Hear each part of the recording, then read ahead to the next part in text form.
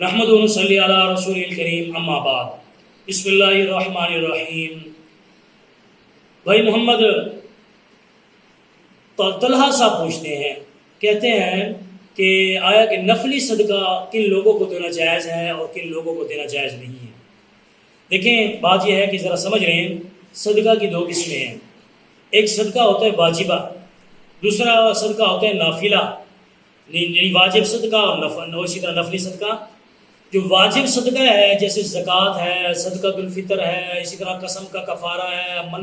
منت مانی ہوئی تھی وہ ہے، وہ اسی طرح جو واجب صدقات ہے وہ تو صرف انہی لوگوں کو دینا جائز ہے جن کو زکوٰۃ دینا جائز ہے، ان کے علاوہ کسی کو دینا جائز نہیں ہے۔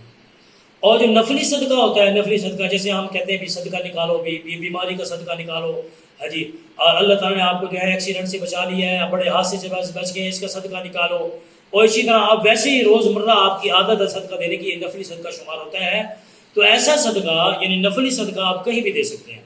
ہاں جی، آپ اپنے اسی طرح رشتہ داروں کو بھی دے سکتے ہیں، اور اسی طرح جو ہے مالدار کو بھی دے سکتے ہیں، اسی طرح اپنے دوست احباب کو بھی دے سکتے ہیں۔ اس کے اندر غریب اور امیر کا کوئی فرق نہیں ہے، اور اسی طرح آپ کسی کو بھی نفلی صدقہ دیا جا سکتا ہے، مسجد میں بھی دیا جا سکتا ہے، اور اسی طرح جو ہے جہاں مرضی آپ خرچ کرنا ہے چاہے کر سکتے ہیں۔ اللہ تعالیٰ عمل کرنے کی توفیق